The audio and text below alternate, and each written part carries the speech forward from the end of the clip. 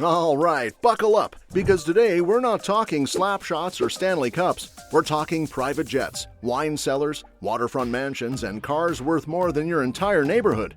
Yeah, the most lavish lifestyles in the NHL. And before you say it, I know NHL guys aren't usually the flash money on Instagram crowd like the NBA dudes or NFL wide receivers. Most of them look like they just got out of a Bass Pro Shop commercial. But don't be fooled. Behind those playoff beards and polite Canadian interviews, there's serious wealth hiding in gated driveways, luxury car garages, and private islands you'll never see on Zillow. Grab a drink, put your feet up, and hey, if you start questioning your life choices halfway through, don't panic. I do too when I see Connor McDavid casually stepping into a Bugatti. The Money Kings. First things first, who's stacking the biggest piles? You ever check your bank app and feel proud for seeing triple digits? Yeah. Meanwhile, Leon Draisaitl out here making $14 million a year. $14 million a year. And here's the kicker. The dude is underpaid. Edmonton basically gave him a hockey cheat code contract. Then you look at Auston Matthews pulling $13.25 million a year, and he still looks like a guy who shops at Whole Foods and then texts his mom about it. Dude signs a massive deal, then smiles like someone just handed him a polite gift card to Costco. McDavid? He only gets $12.5 million on this deal because apparently being the best hockey player alive means sacrificing millions for the boys. And don't forget the endorsements. Nike, Body Armor, Aloe Yoga. Yes, Connor McDavid has a yoga deal. Let that breathe. Leon gets $14 million to score goals. McDavid gets money to stretch. Different era, I guess? And Nathan MacKinnon? That man is so intense, he probably invests in companies that produce kale and Gatorade. $12.6 million a year, but gives heavy iClip coupons for discipline vibes. And here's the sneaky part.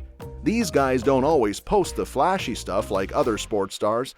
They don't need to show you the closet full of designer fits or stacks of cash on private jets, even though they absolutely have those days.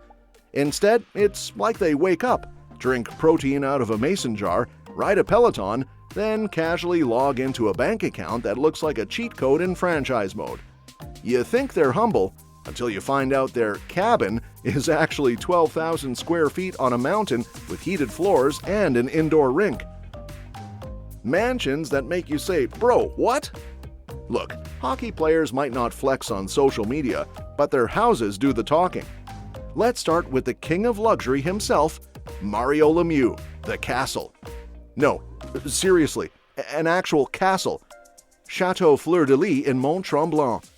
8 bedrooms, 9 bathrooms, tennis court, private lake access, and fireplaces everywhere. 177 fireplaces. Who needs 177 fireplaces? What are you heating, Narnia? If Gandalf walked through the front door, you wouldn't even question it. And picture Mario giving a house tour, not shouting like an NBA guy saying, "We here," but quietly going, "Yeah, this stone archway came from a castle in Europe." He basically built Hogwarts and then decorated it like a Bond villain with a hockey stick. You know your wealth is different when part of your estate description includes the word cathedral more than once. Alex Ovechkin, wealth and power. Ovi's mansion in Virginia, $4.2 million. Massive pool, wine cellar, home theater. Basically everything except a special room just for slapshots, although honestly he probably has one. Also owns properties in DC, Miami, and Russia. You know your wealth is real when you don't say, "I bought a house." You say, "I diversified my real estate portfolio." Meanwhile, I'm over here diversifying between buying gas or groceries. He even admitted taxes humbled him. When Ovechkin, a man who scores 50 goals like it's a hobby, says taxes sting, brother, the rest of us never had a chance. Wayne Gretzky, the real estate goat. Gretzky doesn't own homes, he collects kingdoms. Florida Vacation Palace? Yep. California Mega Estate? Bought it, sold it, then bought it again. Imagine selling a mansion for $18.5 million and then casually rebuying it like, "Oh yeah, I kinda missed the tennis court made of moon dust." Some people get nostalgic for toys. Gretzky gets nostalgic for 6-acre architectural masterpieces. And let's be real, When you are literally called the Great One, the HOA probably gives you a personal golf cart and a golden mailbox by default. Steve Stamkos, Island Life. Sold his Tampa mansion for $16 million. Waterfront views, massive pool, the kind of kitchen where you only cook protein shakes. He literally lived on Davis Island. You know you made it when your address sounds like a billionaire summer camp. Honestly, I bet when the pizza delivery guy shows up, he needs clearance like he's entering Area 51. Henrik Lundqvist, New York royalty. Penthouse in Manhattan? $5 million. Terrace with a hot tub and a bar. Honestly, the king didn't just stop pucks, he stopped poverty. If James Bond retired and moved to NYC, he'd move into Henrik's exact apartment, probably down the hall. Also, imagine living in a place so clean and elegant you're scared to sneeze. Lundqvist definitely irons his socks. Cars? How about land rockets? Now let's talk wheels. Hockey players don't just drive, they glide on the highway like they're still skating. Jack Eichel owns a $28 million Rolls-Royce boat tail. Yes, million. $28 million for one car. Comes with mother-of-pearl inlays and a luxury picnic kit. Imagine flexing a picnic basket worth more than most houses. Connor McDavid? Dude owns the Bugatti La Voiture Noire, $18.7 million. Now that's not a car, that's a spaceship that decided to follow the speed limit out of courtesy. He hits the gas and Alberta power grids dim a little. Sidney Crosby? A Porsche 911 GT2 RS, because Sid always chooses excellence, even when it's for grocery runs. Henrik Lundqvist swapped his Lamborghini badge for Lundqvist, because when you're that stylish, branding is a lifestyle. Teemu Selanne's garage looks like a billionaire car museum. Ferrari? Yep. Bentley? Yep. Aston Martin? Yep. That man wakes up like, do I feel Ferrari today or Ferrari but louder? And Evgeny Malkin rolling in a white Porsche like a Bond villain at a Miami car meet? Yeah, the NHL has drip. Planes, yachts, and big flex energy. Yeah, cars are cool, but planes and yachts? That's a whole different tax bracket. Patrick Kane owns a Gulfstream jet. If you have your own jet, you're not traveling, you're teleporting with snacks. Terry Pegula, Buffalo Sabres owner, has a 200-foot, $75 million super yacht. Entire deck just for the master suite. Imagine your bedroom having its own floor. Meanwhile, my bedroom is so small if I drop my phone I have to leave the room to bend down. Ovechkin? Yacht life too. Casually cruising during summers like a Bond villain who scores 50 goals.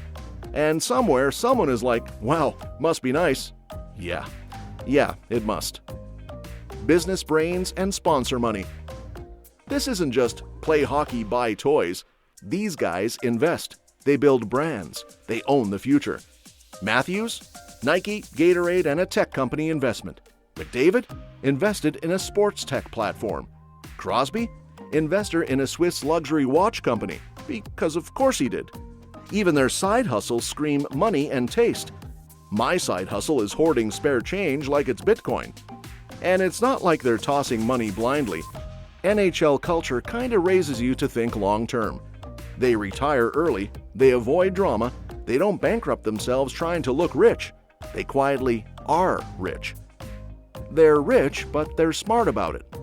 Now this is the wild part. Hockey culture equals humble, low-key, responsible.